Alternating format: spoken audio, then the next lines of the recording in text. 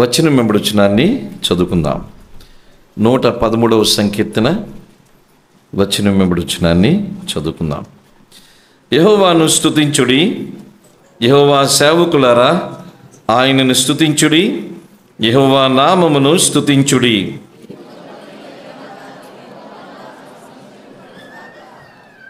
సూర్యోదయం మొదలుకొని సూర్యాస్తము వరకు యెహోవా నామము స్తుతి నొంద తగినది.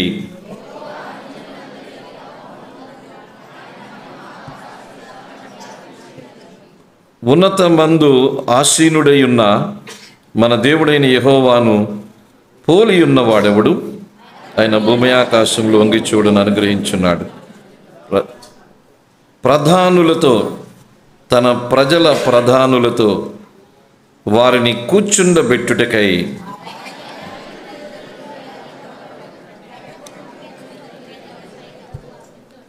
ఆయన సంతు లేని దానిని ఇల్లాలుగాను, కుమారులు సంతోషము గల తల్లిగాను చేయను. యెహోవాను స్తుతించుడి. దేవుణ్ణి నూతన సంవత్సరంలోనికి ప్రవేశించక ముందు ఆరాధించడానికి ఈ కీర్తన మనము ధ్యానం చేయబోతున్నాం. 113వ కీర్తన నుంచి 118వ కీర్తన వరకు ఈ కీర్తనలకి ఒక ప్రత్యేకమైన పేరు ఉంది. హ్యాలెల్ సామ్స్ అని అంటాం. హ్యాలెల్ సామ్స్ అని అంటాం. హ్యాలెల్ కీర్తనలు అంటే అర్థం ఏమిటంటే దేవుణ్ణి స్తుతించే కీర్తనలు ఇవి. 113వ సంకీర్తన నుంచి 118వ సంకీర్తన వరకు ఇవి ప్రత్యేకంగా దేవుణ్ణి స్తుతించే కీర్తనలు. 2024 ప్రారంభించాం, ముగించేస్తున్నాం. ఒప్పుకోలులో ఎన్నో అంశాలు దేవుడు మన ముందుకి తీసుకుని వచ్చాడు. 2024లో దేవుడు చేసిన కార్యాలను బట్టి మనము దేవుణ్ణి తప్పనిసరిగా స్తుతించాలి. దేవుణ్ణి స్తుతించడానికి ఈ కీర్తనలో 3 ముఖ్యమైన అంశాలు మనం నేర్చుకుందాం. మొట్టమొదటి, దేవుణ్ణి స్తుతించడానికి మొదటి అంశం ఏమిటంటే 4-6 వచనాల్లో ఆయన మహిమను బట్టి ఆయన్ని స్తుతిస్తాం. Because of his glory we praise God. ఆయన మహిమను బట్టి ఆయన్ని స్తుతిస్తాం. రెండవది, మనం చూసినట్లయితే 7వ వచనంలో ఆయన కృపని బట్టి ఆయన్ని స్తుతిస్తాం. Because his grace we praise God. ఇక 3వది చూస్తే 8వ వచనం 9వ వచనంలో ఆయన గొప్పతనాన్ని బట్టి ఆయన్ని స్తుతిస్తాం. Because of his greatness we praise God. దేవుని మహిమను బట్టి ఆయన్ని స్తుతిస్తాము, దేవుని కృపను బట్టి ఆయన్ని స్తుతిస్తాము, దేవుని గొప్పతనాన్ని బట్టి ఆయన్ని స్తుతిస్తాం. చాలా జాగ్రత్తగా వినండి. ఏదో 2024 సంవత్సరము ముగించేస్తున్నాము, ఏదో ఒక రకంగా దేవుణ్ణి స్తుతించేస్తే ఒక పని అయిపోతుంది అని మనం అనుకోవడానికి వీలేదు. మనం దేవుణ్ణి స్తుతించినా స్తుతించకపోయినా, ఒప్పుకోలు కలిగినా కలిగకపోయినా టైం 12 అవుతుంది, 2024 ముగిసిపోతుంది, 2025 వస్తుంది. మనమేదో స్తుతించాలని దేవుడు వేచి చూడడం లేదు, మనమేదో ఒప్పుకోలు కలిగి ఉండాలని దేవుడు వేచి చూడడం లేదు. మనం ఒప్పుకోలు కలిగి ఉండవలసింది ఎందుకొరకంటే మన కొరకే, దేవుని కొరకు కాదు. మనము దేవుణ్ణి ఎందుకు స్తుతించాలంటే మన కొరకే దేవుణ్ణి స్తుతిస్తాం. ఏదో మనం స్తుతించడం ద్వారా దేవుడు తబ్బిబ్బైపోతాడు, దేవుడు ఎంతో సంతోషిస్తాడు అని కాదు. ఎందుకంటే కోట్ల కొలది దేవదూతలు నిత్యము ఆ పరలోకములో ఆ దేవుణ్ణి స్తుతిస్తూ ఆరాధిస్తూ ఉన్నారు. ఒక విధంగా చెప్పాలి అంటే మనుష్యులు స్తుతించే విధానం కన్నా, ఈ భూమి మీద ఉన్న మనుషులు దేవుణ్ణి ఆరాధించే విధానం కన్నా దేవదూతలు దేవుణ్ణి స్తుతించేది, దేవదూతలు దేవుణ్ణి ఆరాధించేది అది చాలా ఉన్నతమైంది. ఎందుకంటే దేవదూతలు పాపము లేని జీవులు, మనిషి పాపముతో ఉన్న జీవి. దేవదూతలు పరలోకపు జీవులు, మనుషులు భూమి మీద ఉన్న జీవులు. దేవదూతలు ఎప్పుడూ ఇంకా దేవుని మీద తిరుగుబాటు చేసేవాళ్ళు కాదు. ఒకేసారి ఒక దేవదూత తిరుగుబాటు చేశాడు, అక్కడతో అయిపోయింది. దేవదూతలు దేవుని మీద తిరుగుబాటు చేసేవాళ్ళు లేరు, కానీ ఈ మనిషి దేవుని మీద తిరుగుబాటు చేసేవాడు. పరలోకపు జీవులు, భూమి మీద ఉన్న జీవులు, పాపము ఎరగని జీవులు, పాపములోనే జీవిస్తున్న జీవులు, తిరుగుబాటు అంటే తెలియని జీవులు, తిరుగుబాటు చేసే జీవులు. ఎవరి నుంచి దేవుడు ఎక్కువగా స్తుతిని, ఆరాధనని, కృతజ్ఞతని పొందగలడు? దేవదూతల ద్వారా. ఇటువంటి పరలోకపు జీవులు, పరిశుద్ధమైన జీవులు, పాపం అంటే ఎరగని జీవులు, తిరుగుబాటు ఇంకా భవిష్యత్తులో చెయ్యని జీవులు దేవుణ్ణి నిత్యము కొనియాడుతూ ఘనపరుస్తూ పరలోకములో దేవుణ్ణి స్తుతిస్తున్నారు, ఆరాధన చేస్తున్నారు. మరి దేవుడు మన నుంచి ఎందుకు స్తుతి ఆరాధన కోరుకుంటున్నాడంటే ఆయన ఏదో తబ్బిబ్బైపోవడానికి కాదు, ఆయన ఏదో మనల్ని బట్టి సంతోషించడానికి కాదు. స్తుతించుట, కృతజ్ఞత తెలియజేయుట, ఆరాధించుట మన భాగ్యం కొరకు మనం చేస్తాం. It satisfies my soul. ఇది మన ఆత్మలని, మన ప్రాణములను, మన దేహములను ఇది ఏం చేస్తుంది? సంతోషపరుస్తుంది. ఇది మనకి తృప్తినిస్తుంది, మనకు ఆనందాన్ని ఇస్తుంది. దేవాతి దేవుణ్ణి స్తుతించే ఆ ఆధిక్యత, దేవాతి దేవుణ్ణి ఆరాధించే ఆధిక్యత, దేవాతి దేవునికి కృతజ్ఞతలు చెప్పే ఆధిక్యత దేవుడు ఈ భూమి మీద ఉన్న ఈ చిన్న జీవైన మనిషికి ఇచ్చాడు. అందుకనే దేవుణ్ణి స్తుతించుట లేక కృతజ్ఞత తెలియజేయుట, దేవుణ్ణి ఆరాధన చేయుట మన దాన్ని బట్టి దేవుడు ఏదో పొంగిపోతాడని కాదు, ఇది మన ఆధిక్యత కొరకే దేవుణ్ణి స్తుతిస్తాం. It is a privilege to praise God, it is a privilege to worship God. దేవుణ్ణి స్తుతించడము, దేవుణ్ణి ఆరాధించడము దేవుడు మనకి ఇస్తున్న ఆధిక్యత. మన స్తుతులు లేకపోతే దేవుడు ఏదో నీరసపడిపోడు, మనం దేవునికి ఆరాధన చెల్లించకపోతే దేవుడు ఏదో కంగారు పడిపోడు. అందుకని దేవుణ్ణి స్తుతించడం అనేది, దేవుణ్ణి ఆరాధన చేయడం అనేది, దేవునికి కృతజ్ఞత తెలియజేయడం అనేది మనకి ఇస్తున్న ఆధిక్యత. ఈ ఆధిక్యతను మనం వినియోగించుకోవాలి. అందుకని దేవుణ్ణి ఎందుకు మనం స్తుతిస్తాము, ఎందుకు ఆరాధన చేస్తామంటే ఆయన మహిమను బట్టి మనము ఆయన స్తుతించి ఆరాధన చేస్తాం. చూడండి 4-6 వచనాల్లో చదువుతున్నాను. యెహోవా అన్యజనులందరి ఎదుట మహోన్నతుడును, ఆయన మహిమ ఆకాశ విశాలమున వ్యాపించి ఉన్నది. దేవుని మహిమ ఆకాశ విశాలమున వ్యాపించి ఉన్నది. దేవుని మహిమ అంటే చాలా సందర్భాల్లో దేవుని మహిమ అంటే ఏంటో మనం జ్ఞాపకం చేసుకున్నాం. దేవుని మహిమ అంటే ఆయన స్వభావము, దేవుని మహిమ అంటే ఆయన గుణలక్షణాలు, దేవుని మహిమ అంటే ఆయన ఆధిపత్యము అనుకోవచ్చు. లేక దేవుని మహిమ అంటే ఆయన ఏమై ఉన్నాడో అన్నది, ఆయన ఏమై ఉన్నాడో అన్నది ఆయన మహిమగా మనం గుర్తించవచ్చు, ఆయన ఆధిపత్యంగా మనం గుర్తించవచ్చు, ఆయన స్వభావంగా గుర్తించవచ్చు. దేవుణ్ణి ఎందుకు స్తుతిస్తాము అంటే ఆయన మహిమను బట్టి మనం ఆయన్ని స్తుతిస్తాం. దేవుడు మహోన్నతుడు. చూడండి అక్కడే మనం చూసినట్లయితే 4వ వచనములో ఆయన మహోన్నతుడు అని రాయబడింది. అంతేకాదు తర్వాత వచనములో చూస్తే 5వ వచనములో ఆయనతో పోల్చదగిన వాడు ఎవరు ఉన్నాడు? God is exalted, God is exceptional, God is total extraordinary అని అంటాం. దేవుని గురించి ఏమని రాయబడింటే అసామాన్యుడు. దేవుని మహిమ అంటే అర్థం ఏమిటంటే దేవుడు మహోన్నతుడు. మహోన్నతుడు అంటే ఉన్నతమైన వాడు, మహా ఉన్నతమైన వాడు. దేవుడు మహా ఉన్నత, ఆయనంత ఉన్నతమైన వాళ్ళు ఈ ప్రపంచంలో ఎవరు లేరు. అంటే ఆయనకు మించిన ఉన్నతమైన స్థితిలో కూర్చున్న వాళ్ళు ఎవరు లేరు. గాడ్ ఈజ్ అల్టిమేట్ అంటాం, దేవుడే అంతిమైన వాడు. చాలాసార్లు ఈ మనిషి అనుకుంటాడు నా నిర్ణయాలు అంతిమ అనుకుంటాడు. God over rules the decisions of man అంటాం. మనిషి నిర్ణయాల్ని దేవుడు ఓవర్ రూల్ చేస్తాడు, మానవ నిర్ణయాల్ని దేవుడు తలకిందులు చేసేవాడు. దేవుడు మహోన్నతుడైన వాడు.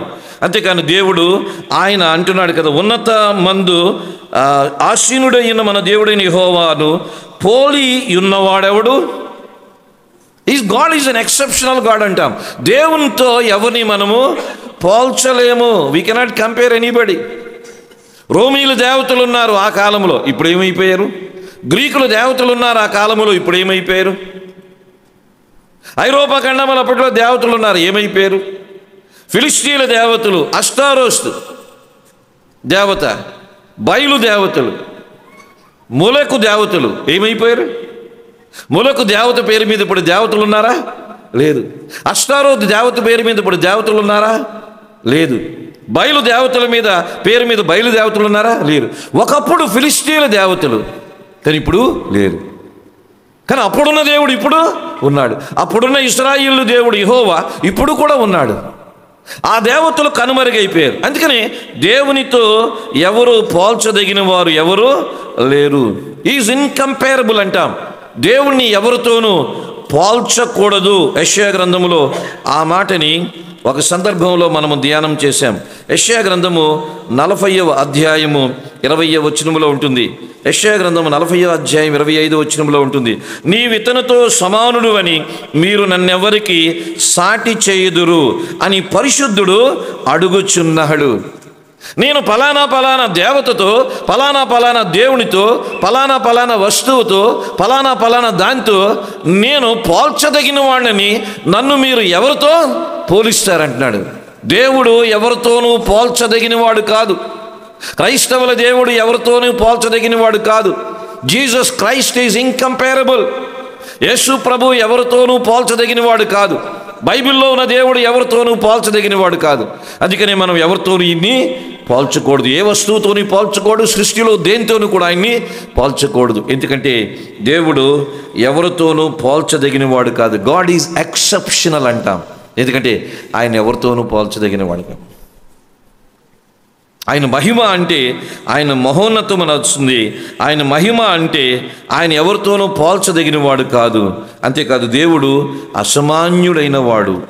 దేవుడు అసమాన్యుడైన వాడు. ఎంత అసమాన్యుడైన వాడు అంటే ఆయన సమస్తమును ఎరిగినవాడు. రాసింది కదా, ఆయన మహిమ ఆకాశ విశాలమున వ్యాపించెను. అంతేకాదు ఆయన భూమి ఆకాశములను వంగి చూడ ననుగ్రహించుచున్నాడు. భూమి ఆకాశములను వంగి చూడ, భూమిని ఆకాశాన్ని మొత్తాన్ని చూడగలడంట. భూమిని ఆకాశాన్ని వంగి చూడగలడంట. భూమి ఎంత ఉంది? మనం ఎంత చూడగలం? మన కనుదృష్టి అంట మహా అయితే 10 కిలోమీటర్ల వరకు వెళ్తుందంట. మనం బయటకు వెళ్ళి ఆకాశాన్ని చూస్తే మన దృష్టి మహా అయితే 10 కిలోమీటర్ల వరకు వెళ్తుందంట. అంతకు మించి మానవ దృష్టి చూడలేదంటే. హ్యూమన్ ఐసైట్కు ఉన్న కెపాసిటీ కేవలం 10 కిలోమీటర్లే. అంత దూరం వరకు చూడ, అది కూడా దృష్టి మాంద్యము లేకుండా 4 కళ్ళద్దాలు పెట్టుకోకుండా ఉంటే. దేవుడు భూమిని అంతా చూడగలడంట. భూమి మీద ఉన్న ఈ 200కు దరిదాపు ఉన్న దేశాలన్నింటినీ ఒకేసారి చూడగలడు. మనం ఇక్కడ చూస్తే మీరు నన్ను చూడగలరు, నేను మిమ్మల్ని చూడగలను. ఈ బయట ఏం జరుగుతుందో మనకు తెలియదు. బస్ స్టాండ్ దగ్గర ఏం జరుగుతుందో మనకు తెలియదు. మన ఇంట్లో ఏం జరుగుతుందో తెలియదు. మన చూపు హద్దులతో ఉంది. దేవుడు పరిధులకు మించినవాడు. దేవుడు దేన్నైనా, భూమిని అంతటినీ ఒకేసారి చూడగలడంట. భూమిని, ఆకాశ విశాలము ఆయన మొత్తం ఒకేసారి చూడగలడు. ఆయన దృష్టి, ఆయనకు మరుగైనది ఏది లేదని బైబిల్లో ఉంది. ఆయన కనుదృష్టికి మరుగైంది ఏమీ లేదు. అంతే కదా. 139వ సంకీర్తనలో మనం చూసినట్లయితే, ఆకాశమునకెక్కెను, అక్కడ నువ్వు ఉన్నావు. 8వ వచనంలో, నేను ఆకాశమునకు ఎక్కిన నువ్వు అక్కడ ఉన్నావు. నేను వేకువ రెక్కలు కట్టుకుని సముద్ర దిగంతములో నివసించినను అక్కడ ఉన్నావు. 9వ వచనంలో చూస్తే, 10వ వచనంలో మనం చూసినట్లయితే, నీ కుడి నన్ను పట్టుకుంటుంది అని అంటున్నాడు. ఇంకా ముందు మనం చూసినట్లయితే, ఆ పాతాళమునకు పండుకున్న నువ్వు అక్కడ ఉన్నావు. 8వ వచనం 2వ భాగంలో. దేవుడు సమస్తమును వ్యాపించినవాడు. అందుకని దేవుడు ఏమంటామంటే ఆమ్ని ప్రెజెంట్ గాడ్ అంటాం. ఆమ్ని ప్రెజెంట్ గాడ్ అంటే సర్వవ్యాపి, సర్వాంతర్యామి కాదు. సర్వాంతర్యామి సర్వవ్యాపికి తేడా నేను పోయినసారి చెప్పాను. సర్వాంతర్యామి అంటే కుక్కలో ఉండగలడు, పందిలో ఉండగలడు, ఆవులో ఉండగలడు. మన దేవుడు సర్వాంతర్యామి కాదు.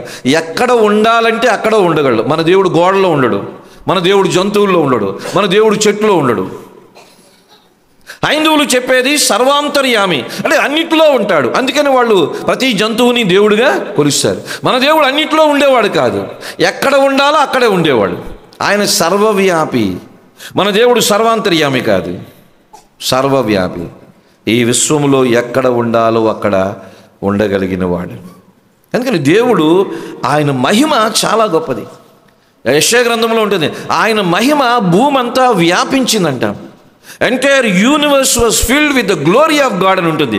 ఈ భూమి, ఈ ప్రపంచమంతా కూడా ఆయన మహిమతో నింపబడి ఉంది. మహిమ అంటే ఆయన సన్నిధి అవ్వచ్చు, మహిమ అంటే ఆయన గొప్పతనం అవ్వచ్చు, మహిమ అంటే ఆయన స్వభావం అవ్వచ్చు, మహిమ అంటే ఆయన గొప్ప గుణలక్షణాలు అవ్వచ్చు, మహిమ అంటే ఆయన జ్ఞానం అవ్వచ్చు.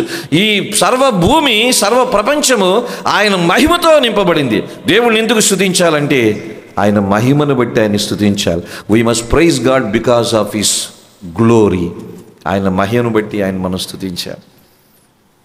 ఏదో మనకేదో చిన్న చిన్న ఉపకారం చేశాడనిగా, మన ఉపకారాలకు అతీతుడైన వాడు, సర్వభూమిని సర్వ ఆకాశాన్ని వ్యాపించి ఉన్నవాడు, చూసేవాడు, గమనిస్తున్నాడు, స్వాధీనంలో ఉంచుకున్నవాడు. ఈ వచనాన్ని ధ్యానం చేస్తూ ఉన్నప్పుడు ఒక మాట అర్థమైంది ఏమిటంటే, ఆయన భూమిని ఆకాశాన్ని అంతటినీ కూడా పరిశీలన చేస్తున్నాడు. అంతేకాదు, మత్తయి సువార్త 10వ అధ్యాయంలో రాయబడి ఉంటుంది, మీ తల వెంట్రుకలన్నీ లెక్కించబడి ఉన్నవాడు. భూమిని ఆకాశాన్ని పరిశీలనగా చేసిన దేవుడు మన తల మీద ఉన్న వెంట్రుకలు ఎన్నో ఆయనకి బాగా తెలుసు. భూమిని ఒకేసారి చూడగలడు, మనం చూడలేం. ఈ ఆకాశమును ఒకేసారి చూడగలడు. ఆకాశము అంటే ఒక ఆకాశం కదా, ఆకాశములు అని అంట. చూడగలిగే దేవుడు మన తల మీద ఉన్న వెంట్రుకలన్నింటినీ కూడా ఆయన లెక్కించినవాడు. He knows the hairs on your head అని అంటాం. మన తల మీద ఉన్న వెంట్రుకలను కూడా లెక్కించినవాడు. మా తల మీద ఉన్న వెంట్రుకలు ఎన్నో మనకే తెలియదు, కానీ ఈ ప్రపంచంలో 800 కోట్ల మంది ప్రజలు ఉన్నారు. ప్రతి మనిషి యొక్క తల మీద ఎన్ని వెంట్రుకలు ఉన్నాయో, ప్రపంచంలో ఉన్న 800 కోట్ల మంది ప్రజల తల మీద ఉన్న వెంట్రుకలన్నీ దేవుడు ఎరిగినవాడు. ఏ సూపర్ కంప్యూటర్ కూడా ప్రపంచంలో ఉన్న మనుషుల తల మీద వెంట్రుకలను లెక్కించే సూపర్ కంప్యూటర్ ఇంతవరకు ఎవడు తయారు చేయలేడు. దేవుడు మహిమ అంత కాపాడి. Is a great God. ఆయన గొప్ప మహిమ గలవాడు. 2024వ సంవత్సరంలో ఆయన గొప్పతనాన్ని ఎన్నోసార్లు మనం అనుభవించాము. ఆయన మహిమను ఎన్నోసార్లు మనం అనుభవించాము. అందుకని దేవుణ్ణి ఎందుకు స్తుతిస్తామంటే ఆయన మహిమను బట్టి, ఆయన స్వభావాన్ని బట్టి, ఆయన గొప్ప కార్యాలను బట్టి దేవుణ్ణి మనము స్తుతిస్తాం. రెండవది, దేవుణ్ణి ఎందుకు స్తుతిస్తామంటే ఆయన కృపను బట్టి మనం ఆయన్ని స్తుతిస్తాం. 7వ వచనంలో మీరు చూసినట్లయితే 7-8లో కూడా, ప్రధానులతో తన ప్రజలను, ప్రధానులతో వారిని కూర్చుండబెట్టుటకై ఆయన నేల నుండి దరిద్రులను లేవనెత్తువాడు. ఒక్క మాట 7వ వచనంలో మనం చూస్తే ఆయన కృప ఎంత గొప్పదంటే, ప్రధానులతో, తన ప్రజల ప్రధానులతో వారిని కూర్చుండబెట్టేవాడు. అంటే దేవుడు ఎవరంటే ప్రధానులతో కూర్చుండబెట్టేవాడంట, అధికారులతో కూర్చుండబెట్టేవాడంట, ఉన్నతమైన వ్యక్తులతో మనల్ని కూర్చుండబెట్టేవాడంట. దాని అర్థం ఏమిటంటే అర్హత లేని ఒక వ్యక్తిని అర్హునుగా చేసేవాడు. అంటే నిజంగా దేవుడు ఇప్పుడు మోడీ పక్కన మనం కూర్చోబెడతాడా, ముఖ్యమంత్రి పక్కన కూర్చోబెడతాడని కాదు. ఈ మాటకు అర్థం ఏమిటంటే ప్రధానులతో, తన ప్రజల ప్రధానులతో ఆయన కూర్చుండబెట్టేవాడంటే దేవుని అర్థం ఏంటంటే దేవుడు కృపగలిగిన వాడు. అర్హత లేని వారి ఎడల అర్హత చూపించేవాడు. కృపని చూపించి మనుషుల్ని అయినా హెచ్చించేవాడు. కృపని చూపించేవాడు. ఎన్నోసార్లు 2024వ సంవత్సరంలో అర్హత లేని మన ఎడల దేవుడు తన అర్హతని చూపించాడు. అర్హత లేని మన ఎడల దేవుడు తన అర్హతను చూపించాడు. ఈ 2024వ సంవత్సరం డిసెంబర్ 31వ తారీఖు పావుతకు పనినిగా అయింది. ఇప్పుడు వరకు మనం జీవించి ఉన్నామంటే ఇది మనం అర్హత, మన ఆరోగ్యమా, మనం ఆహారం విషయంలో తీసుకున్న జాగ్రత్తలా, మనం చేసిన సాధనాల, ఎక్సర్సైజులా? కాదు కాదు కాదు, ఏదీ కాదు. మన ఆరోగ్యం అంతకన్నా కాదు, మనకన్నా ఆరోగ్యవంతులు మరణించారు. మనం చేసే ఎక్సర్సైజులు, సాధనాలు కాదు, మనకన్నా రెగ్యులర్గా సాధనాలు చేసేవాళ్ళు హార్ట్ అటాక్లు వచ్చి చనిపోయారు. మనం తీసుకున్న ఆహారమా, మనకన్నా బలమైన న్యూట్రిషియస్ ఫుడ్, ఎంతో విలువైన ఆహారాన్ని తినేవాళ్ళు చాలామంది ఉన్నారు. వాళ్ళు ఈ రోజున లోకంలో లేరు. మనకన్నా మంచి ఆహారం తినేవాళ్ళు ఉన్నారు, మనకన్నా మంచి సాధనం, ఎక్సర్సైజ్ చేసేవాళ్ళు ఉన్నారు, మనకన్నా అన్ని రకాలుగా ఎన్నో కంఫర్ట్స్, సదుపాయాలతో ఉన్నవాళ్ళు ఉన్నారు. కానీ ఈ రోజున సజీవులుగా ఉన్నా. ఎందుకంటే ఆయన కృప. ఆయన కృప ఏం చేస్తుందంటే అర్హత లేని వాళ్ళని అర్హులుగా చేస్తుంది. ఈరోజు జీవించే అర్హత లేదు, ఈరోజు జీవించే అర్హత లేదు. ఈరోజే మాకు తెలిసిన ఒక ఆయన 2 గంటలకి మరణించారు. ఈరోజే మాకు తెలిసిన ఒక ఆయన 2 గంటలకు మరణించారు. 7 గంటలకి అక్కడికి వెళ్ళి ఆ డెడ్ బాడీని చూసాము. ఒక 5-6 వెళ్ళాం, ప్రార్థన చేసి వచ్చా. ఈరోజు చనిపోవడం ఏంటి అంటే ఆయన ఎప్పటి నుంచో సిగ్గా ఉన్నారు. అయితే ఈరోజు చనిపోవడం ఏంటి? రేపు చనిపోవచ్చు కదా, లేదా డిసెంబర్ 1నే చనిపోవచ్చు కదా. ఈరోజు చనిపోవడం ఏంటి? 3 కూతుళ్ళు, ఒక కూతురు అల్లుడు సేవలో ఉన్నారు. ఒక కూతురు అమెరికాలో ఉంది, ఇంకో కూతురు ఇక్కడ ఉంది, ఒక అల్లుడు డాక్టర్. ఏదో రకరకాల స్థితిలో ఉన్నారు. ఈరోజే చనిపోయాడు. అదేదో మే నెలలో చనిపోతే బాగుండు కదా, డిసెంబర్ 31 చనిపోవడం ఏంటి అంటే మనకైతే తారీఖులు ఉంటాయి. డిసెంబర్ 31 మనకు ప్రధానమైంది. దేవుని దృష్టిలో డిసెంబర్ 31 ఎంతో ఫిబ్రవరి 20 అంతే. అంటే దేవుడు తారీఖులకు విలువ ఇచ్చేవాడు కాదు. ఈరోజు నీ క్రైస్తవత్వంలో కానీ అన్యమతంలో, సరే అన్యమతాన్ని వదిలేసేయండి, వాళ్ళు దేవుడిని ఎరగని వాళ్ళు, సత్యం ఎరగని వాళ్ళు అనుకోవచ్చు. క్రైస్తవత్వంలో మనమే దినాలకి విలువిస్తున్నాం. ప్రతి ఆదివారం ఎంతమంది ఇక్కడికి ఎందుకు రారో చెప్పండి. ఎందుకంటే ఈరోజు 31కి విలువ ఇచ్చిన వాళ్ళు ఈరోజు వచ్చారు. ప్రతి ఆదివారం ఎందుకు రారు? ఎందుకంటే అది 31వ తారీఖు కాదు. చూసారా, మనమే దినానికి విలువిస్తున్నాం. కానీ నిజమైన క్రైస్తవత్వంలో దయచేసి అర్థం చేసుకోండి. ఈరోజు మీరు రావడం సంతోషం, కొంతమంది గెస్టులుగా వచ్చారు. But please remember, there is no speciality on December 31. December 31కి ఏం విలువ లేదు. ఈరోజు అదే ఇల్లు, అదే భార్య, అదే భర్త. రేపు అదే ఇల్లు, అదే భార్య, అదే భర్త, అదే పని, అదే ఉద్యోగము, అన్నీ అవే. ఏమీ మార్పు ఏమి ఉండదు. ఇదే ఊరు, పెద్ద తేడా ఏమీ ఉండదు. ఏంటి దీనికి పెద్ద విలువ ఇచ్చేది ఏంటి?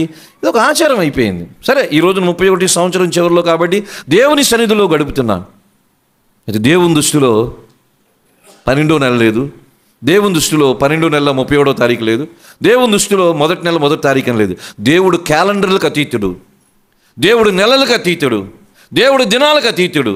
అందుకని దేవుడు నిత్యుడు అంటాం. గాడ్ ఈజ్ ఎటర్నల్ అంటాం. నిత్యుడైన దేవుణ్ణి మనం ఒక బాక్స్లో పెట్టడానికి ప్రయత్నం చేస్తున్నాం. నిత్యుడైన దేవుణ్ణి ఒకరోజు ప్రాముఖ్యత ఇచ్చేస్తున్నాం. దేవుడు నవ్వుకుంటాడు, అరే ఈ మనుషులకి దినాలు ఇచ్చి సంవత్సరాలు ఇచ్చి తప్పు చేసేనేమో. అందుకని ఈ మనుషులు ఒకసారి పరలోకానికి వెళ్తే అక్కడ క్యాలెండర్లు ఉండవు, అక్కడ నెలలు ఉండవు, అక్కడ దినాలు ఉండవు, అక్కడ వాచ్యులు ఉండవు. టైం ఎంత అయిందో ఎప్పుడూ తెలియదు, ఏ నెలలో ఉన్నామో ఎప్పుడూ తెలియదు, ఏ సంవత్సరంలో ఉన్నామో ఎప్పుడూ తెలియదు. అది నిత్యత్వం అంటాం.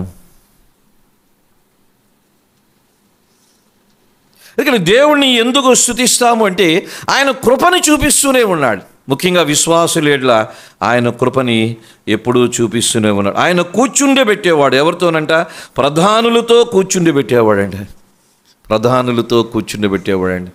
యేసు ప్రభు మనల్ని రక్షించి, పాపులమైన మనల్ని రక్షించి, మనల్ని ఆయనతో పాటు కుడిపార్శ్వాన కూర్చుండబెడుతున్నాడు కదా, కుడిపార్శ్వాన కూర్చుండబెట్టినాడు. మనం చూసినట్లయితే ప్రకటన గ్రంథం 3వ అధ్యాయం 20-21 వచనంలో మనం చూసినట్లయితే ఆ లెవొదికీయ సంఘాన్ని గురించి రాస్తూ, ఇదిగో తలుపు నొద్ద ఇది నేను తట్టుతున్నాను, ఎవడైతే నా స్వరం విని తలుపు తీస్తారో నేను ప్రవేశిస్తాను, వాళ్ళతో భోజనం చేస్తాను, సహవాసం చేస్తాను.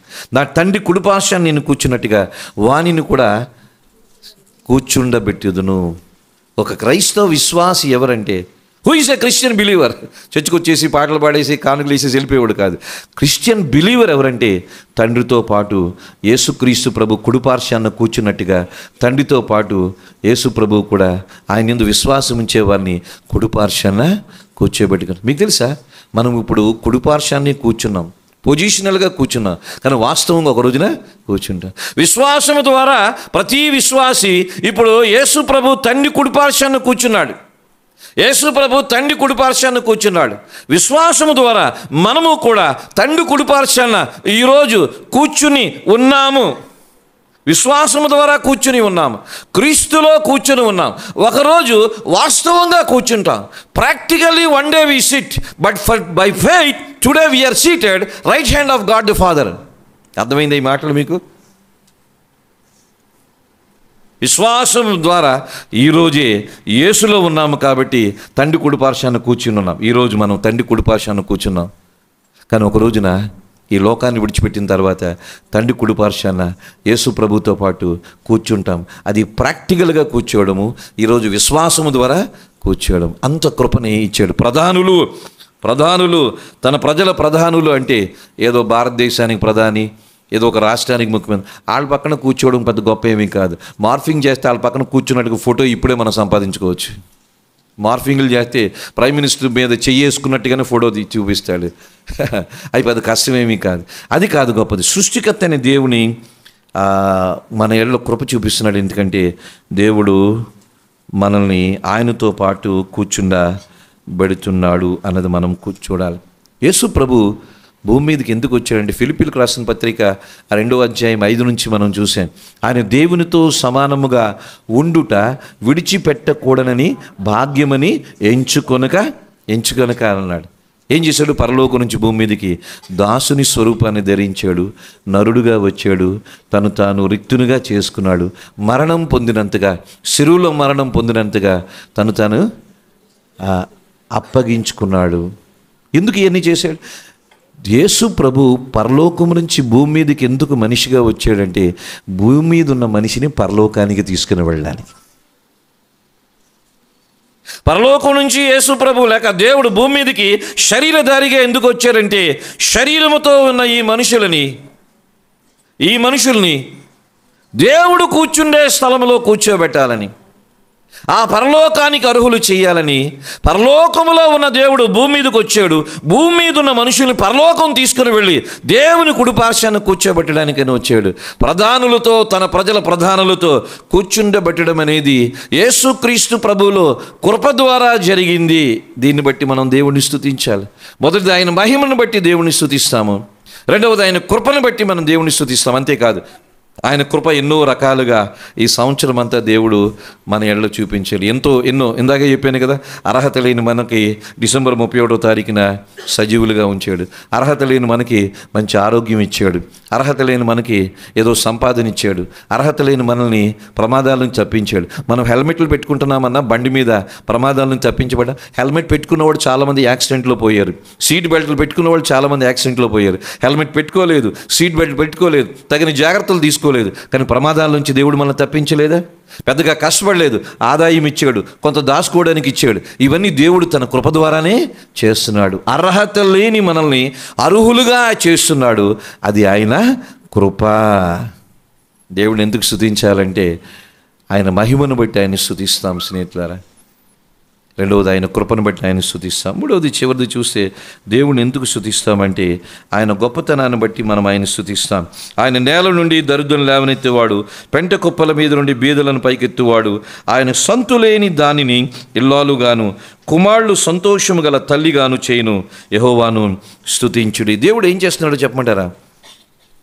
గతాన్ని మార్చేవాడు. ఈ చేంజెస్ ద పాస్ట్ అని అంటాం. గతాన్ని మార్చేవాళ్ళు. అంతేకాదు, ఈ కాంకోస్ట్ ప్రాబ్లమ్స్ అని అంటాం. గతాన్ని మార్చేవాడు. అక్కడ వాక్యం చూడండి, ఆయన నేల నుండి దరిద్రులను లేవనెత్తేవాడు. ఒకప్పుడు దారిద్ర్యములో ఉన్నాడు యోసేపు ఎవరో చెప్పండి? బానిస, పనివాడు, లేక పనివారి మీద ఒక అధికారి. ఆదికాండం 39వ అధ్యాయంలో చూసి, దావీదు ఒక గొర్రెల కాపరి, గొర్రెలు కాసుకునేవాడు.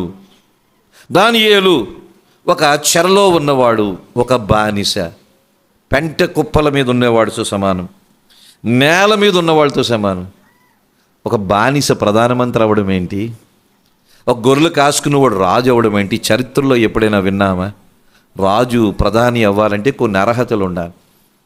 దావీదుకి రాజు అయ్యడానికి ఒక్క అర్హత లేదు. యోసేపుకి ఐగుప్తు దేశం మీద ప్రధాని అవ్వడానికి ఒక అర్హత లేదు. దానియేలుకి బబులోను సామ్రాజ్యం మీద ప్రధానుల్లో ఒక ప్రధానుడిగా అవ్వడానికి ఒక అర్హత లేదు. దీన్ని అంటాము ఏమంటే, నేల నుండి దరిద్రులను లేవనెత్తేవాడు. నేల నుండి దరిద్రులను లేవనెత్తేవాడు. చాలా జాగ్రత్తగా, నేల నుండి దరిద్రులను లేవనెత్తడానికి నేల మీదకి వచ్చాడు. మన దేవుడు నేల మీద ఉన్న దరిద్రులను లేవనెత్తడానికి ఈ నేల మీదకి వచ్చాడు. ఈ భూమి మీదకి వచ్చి దరిద్రులను ఏం చేశాడు? లేవనెత్తాడు. He lifted up. ఇది ఆయన గొప్పతనం. ఇది దేవుని గొప్పతనం. పాత నిబంధన గ్రంథంలో మనం చూసినట్లయితే ఆయన వారి గతాన్ని మార్చాడు. ఒకప్పుడు యోసేపు ఎవరంటే బానిస, ఇంట్లో పనులు చూసుకునేవాడు. ఇప్పుడు యోసేపు ఎవరంటే ప్రధాని, గతాన్ని మార్చాడు. ఒకప్పుడు దావీదు ఎవరంటే గొర్రెల కాపరి, ఆఫ్టర్ ఆల్ ఆర్డినరీ పర్సన్. ఇప్పుడు దావీదు ఎవరంటే రాజు, గతాన్ని మార్చాడు. ఒకప్పుడు దానియేలు ఎవరంటే చెరలో ఉన్నవాడు, ఒక బానిస. ఇప్పుడు దానియేలు ఎవరంటే బబులోను అనే ఒక సామ్రాజ్యానికి ప్రధానంలో ముఖ్యుడు, గతాన్ని మార్చేవాడు. దేవుడు 2024 సంవత్సరంలో చాలా వరకు మన గతాన్ని మార్చాడే లేదా? దేవుడు 2024 సంవత్సరంలో ఏ స్థితిలో నుంచి ఏ స్థితిలోనికి తీసుకుని వచ్చాడు?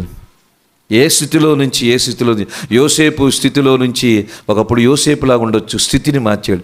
స్థితిని మార్చినవాడు, రకరకాల స్థితిని మార్చినవాడు, ఆర్థిక స్థితిని మార్చినవాడు, సామాజిక స్థితిని మార్చినవాడు, ఆధ్యాత్మిక స్థితిని మార్చినవాడు. ఒకప్పుడు నాకు వాక్యం ఏమీ తెలియదు, ఇప్పుడు వాక్యములో కొంత జ్ఞానం ఇచ్చినవాడు, స్థితిని మార్చాడు. ఒకప్పుడు ఆత్మీయంగా వెనుకబడిపోయిన స్థితిలో ఉన్నాను, ఇప్పుడు ఆత్మీయంగా కొంచెం జ్ఞానము సంపాదించిన స్థితిలో ఉన్నా, ఆయన స్థితిని మార్చాడు. ఒకప్పుడు ఆర్థికంగా చిరిగిపోయిన స్థితిలో ఉన్నా, ఇప్పుడు ఆర్థికంగా సమృద్ధి స్థితిలో ఉన్నాను. ఒకప్పుడు అనారోగ్యంతో ఉన్నాను, ఇప్పుడు ఆరోగ్యంతో ఉన్నాను. ఒకప్పుడు సంతోషము లేక దుఃఖముతో ఉన్నాను, ఇప్పుడు సంతోషాన్ని ఆనందాన్ని ఇస్తున్నాడు. ఒకప్పుడు అలాగున్నాను, ఇప్పుడు ఇలాగున్నాను. స్థితిని మార్చినవాడు 2024లో దేవుడు చేసాడా లేదా? చేసాడా లేదా? దేవుడిని ఎందుకు స్తుతించాలంటే స్థితిని మార్చేవాడు. ఈ చేంజెస్ అవర్ పాస్ట్. ఆయన గతాన్ని మార్చేవాడు, మన గతాన్ని మార్చినవాడు. ఇది పాత నిబంధన ప్రకారం మన గతాన్ని మార్చాడు. ఈరోజు అందరం యోసేపులము కాదు, ఈరోజు అందరం దావీదులము కాదు, ఈరోజు అందరం మనము దానియేలుము కాదు. కానీ క్రొత్త నిబంధన గ్రంథంలో మన స్థితిని మార్చినవాడు అంటే చెప్తున్నాను, పాపులమైన మనల్ని పరిశుద్ధులుగా చేశాడు. అది స్థితి మారడం అంటే. నరకానికి అర్హులైన మనల్ని పరలోకానికి అర్హులుగా చేశాడు. సాతాను కబంధ హస్తాల్లో దాస్యత్వములో ఉన్న మనల్ని దేవుని హస్తాల్లోనికి తీసుకుని వచ్చాడు. ఇది క్రొత్త నిబంధన స్థితి. పాత నిబంధనలో స్థితి అంటే భౌతిక స్థితులు, భూ సంబంధమైన స్థితి, పేదోళ్ళు ధనవంతులు కావడం. క్రొత్త నిబంధనలో స్థితి అంటే ఆధ్యాత్మిక స్థితి, పాపములో ఉన్నవారిని పరిశుద్ధులుగా చేయడం, నరకానికి వెళ్ళేవారిని పరలోకానికి అర్హులుగా చేయడం, సాతాను సంబంధీకుల్ని దేవుని సంబంధీకులుగా చేయడం. ఇదంతా ఆధ్యాత్మికంగా దేవుడు చేసిన స్థితిని మార్చేవాడు. స్థితిని మార్చేవాడు. అంతేకాదు, అక్కడ మనం చూస్తున్నాం కదా, ఆయన సంతు లేని దానిని ఇల్లాలుగా, కుమారులు సంతోషము గల తల్లిగా చేయను. సంతు లేని దాన్ని మరి తల్లి ఇల్లాలుగా చేయడం అంటే అర్థం ఏమిటంటే ఆయన మన సమస్యల నుంచి విడిపించేవాడు. సంతు లేనిది అంటే పిల్లలు లేని దాన్ని ఇల్లాలుగా చేసేవాడు, పిల్లలు లేని దాన్ని తల్లిగా చేశాడు. అంటే ఒకప్పుడు లోటు ఉంది, ఇప్పుడు లోటుని తీర్చాడు. దేవుడు ఎవరంటే లోటును తీర్చేవాడు, సమస్యలు తీర్చిన. 2024 సంవత్సరంలో ఎన్ని సమస్యలు తీర్చాడు, ఎన్ని లోటులు తీర్చాడు. శారీరక లోటులు తీర్చాడు, మానసిక లోటులు తీర్చాడు, ఆధ్యాత్మిక లోటును తీర్చాడు. ఎన్నో రకాలైన లోటులు మనము 2024లో పొందాం. వాటన్నిటినీ ఒక సొంత లేని, ఒక పిల్లలు లేని స్త్రీని పిల్లలు కలిగిన దానిగా ఎలాగూ చేస్తాడో దేవుడు, లోటుతో లేమితో ఉన్న మనల్ని దేవుడు లోటులు తీసేసి, లేమిని తీసేసి సమృద్ధినిచ్చాడు, సంతృప్తినిచ్చాడు. దేవుడు ఎవరంటే గతాన్ని మార్చేవాడు, లోటు నుంచి సమృద్ధినిచ్చేవాడు. ఆయన గొప్ప దేవుడు. దేవుణ్ణి ఎందుకు స్తుతించాలంటే ఆయన మహిమను బట్టి దేవుణ్ణి స్తుతించాలి. రెండవది ఆయన కృపను బట్టి దేవుణ్ణి స్తుతిస్తాం. మూడవది ఆయన గొప్పతనాన్ని బట్టి దేవుణ్ణి స్తుతిస్తాం. మనందరి జీవితాల్లో ఆయన మహిమ ఏంటో మనం అనుభవిస్తున్నాం. మనందరి జీవితాల్లో ఆయన కృప ఏంటో మనం అనుభవిస్తూ ఉన్నాం. మనందరి జీవితాల్లో ఆయన గొప్పతనం ఏంటో అనుభవించేమా లేదా? మేము ఆయన మహిమను ఏమీ అనుభవించలేదు, మేము ఆయన కృపను ఏమీ అనుభవించలేదు, మేము ఆయన గొప్పతనాన్ని ఏమీ అనుభవించలేదు, మాకు ఇవేమీ తెలియదు అంటే మీరు క్రైస్తవులుగా మారలేదంతే. ఇక అంతకుమించి నేనేం చెప్పలేను. You are not a Christian, that's all. You are not a Christian. But if you are a Christian, మనం క్రైస్తవులమైతే ఆయన మహిమను అనుభవించిన వాళ్ళు ఉండరు, ఆయన కృపను అనుభవించిన వాళ్ళు ఉండరు, ఆయన గొప్పతనాన్ని అనుభవించిన వాళ్ళు ఉండరు. దేవుణ్ణి ఎందుకు స్తుతిస్తామంటే ఆయన మహిమను బట్టి, ఆయన కృపను బట్టి, ఆయన గొప్పతనాన్ని బట్టి. ఈ మూడింటిని బట్టి దేవుణ్ణి మనము స్తుతించాలి. పాత సంవత్సరంలో దేవుడు ఎన్ని చేశాడు, వీటన్నిటిని అనుభవించేటట్టుగా చేశాడు. అందుకని దేవుణ్ణి స్తుతిస్తూ, దేవుణ్ణి మహింపరుస్తూ ఆరాధనలోనికి వెళ్దాం. ఆరాధనలో